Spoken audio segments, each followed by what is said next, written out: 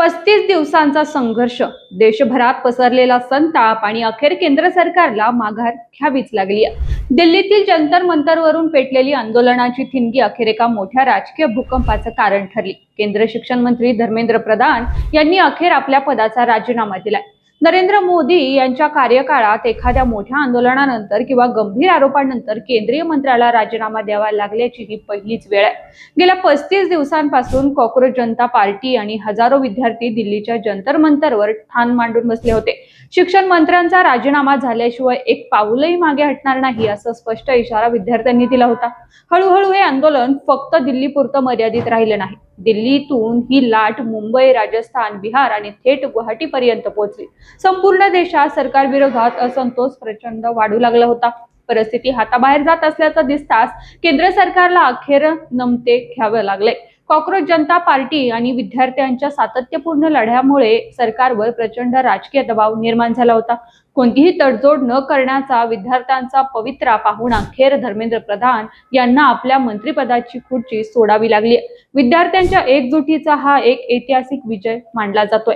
धर्मेंद्र प्रधान यांच्या राजीनाम्यात त्यांनी नेमकं काय म्हटलंय ते एकदा पाहूयात. माझ्या तरुण सहकाऱ्यांनो, मी गेल्या 4 दशकांपेक्षा जास्त काळापासून विद्यार्थी, शिक्षक आणि शिक्षण सुधारणेसाठी समर्पित राहिलो आहे.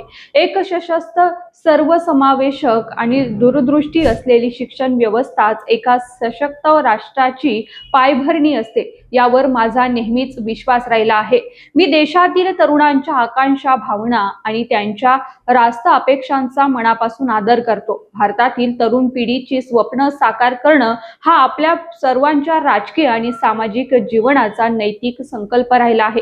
आदरणीय पंतप्रधानांच्या दूरदृष्टी नेतृत्वाखाली राष्ट्रसेवा करण्याची जी संधी मला मिळाली त्याबद्दल मी माननीय पंतप्रधानांचे आभार व्यक्त करतो. परंतु 3 मे 2026 रोजी झालेल्या नीट यूजीच्या परीक्षेत अनियमितता आढळून आली. भारत सरकारनं याची तत्काळ दखल घेत तपास सीबीआय कडे सोपवला.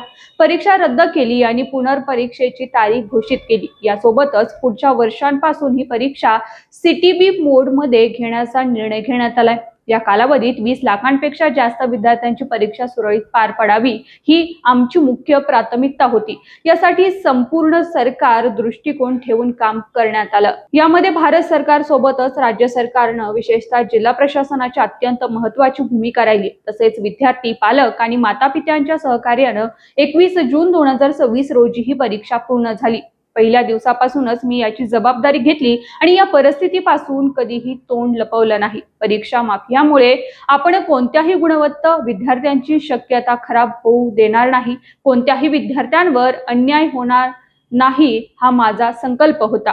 16 जून रोजी घोषित झालेला नीट यूजीचा निकाल समाधानकारक राहिला, ज्यामध्ये गरीब पार्श्वभूमीतून आलेल्या अनेक गुणवंत विद्यार्थ्यांनाही यश मिळाले. परंतु या कालावधीतही अनेक विद्यार्थ्यांना दिशाभूल करण्यासाठी जबाबदार पदांवर बसलेल्या व्यक्तींनी अडथळे आणण्याचा प्रयत्न केला, ज्यामुळे मन अत्यंत व्यथित होत झालंय. मी नेहमीच आपल्या लोकशाहीच्या ताकदीवर अढळ विश्वास ठेवणारा राहिलो आहे आणि तरुणांच्या आकांक्षा, स्वप्न आणि अपेक्षांचा मनापासून आदर करत आलो आहे. ते केवळ भारताचे भविष्यच नाही तर एका नव्या आणि विकसित भारताचे वाहक, निर्माते आणि भविष्याचे शिल्पकार सुद्धा आहेत. गेल्या 10 दिवसांच्या घटनाक्रम पाहून माझं मन दुःखी आहे. हा माझ्यासाठी वैयक्तिक प्रतिष्ठेचा विषय नाही. भारताची युवा शक्तीच या देशाची खरी ताकद आहे. देशाच्या युवा शक्तीला भ्रष्टाचाराच्या चक्रव्यूहातून फसू देणार नाही हाच माझा संकल्प आहे. जंतर मंतरवर आणि देशात जी परिस्थिती निर्माण झाली आहे त्या परिस्थितीचा राष्ट्रविरोधी शक्तींनी फायदा घेऊ नये. देशाची एकता कायम राहावी. भारतातील एकाही विद्यार्थ्यांचं भविष्य कायदेशीर अडचणीत अडकू नये. आपल्या मुलांनी त्यांचा वेळ अभ्यासात घालवावा आणि करिअर घडवण्यावर भर द्यावा. याच गोष्टीचा विचार करून मी माझा राजीनामा आदरणीय पंतप्रधानांकडे पाठवला आहे. मी आदरणीय पंतप्रधानांचे मार्गदर्शन, विश्वास आणि सातत्याने मिळालेल्या सहकार्याबद्दल मनपूर्वक कृतज्ञता व्यक्त करतोय. मंत्रालयाचे अधिकारी आणि कर्मचारी आणि ज्यांच्यासोबत मला काम करण्याचं सौभाग्य मिळालं त्या सर्व व्यक्तींचे मी आभार मानतो. राष्ट्रसेवा ही माझ्या जीवनातील सर्वोच्च प्राथमिकता आहे. मी यासाठी सदैव समर्पित राहील. प्रभू श्री जगन्नाथजींच्या आशीर्वादानं मी भविष्यातही भारत माता, ओडिसाची जनता आणि देशातील तरुणांच्या आकांक्षा पूर्ण करण्यासाठी शक्य त्या सर्व मार्गांनी स्वतःला समर्पित ठेवीन, असं धर्मेंद्र प्रधान यांनी म्हटलं आहे. 35 दिवसांच्या या प्रदीर्घ लढ्यानंतर मिळालेल्या या यशाबद्दल तुम्हाला काय वाटतं? हा विजय खरोखरच विद्यार्थ्यांच्या एकजुटीचा आहे का? तुमचं मत कमेंटमध्ये नक्की सांगा आणि अशाच ताज्या घडामोडींसाठी आम्हाला फॉलो करायला विसरू नका.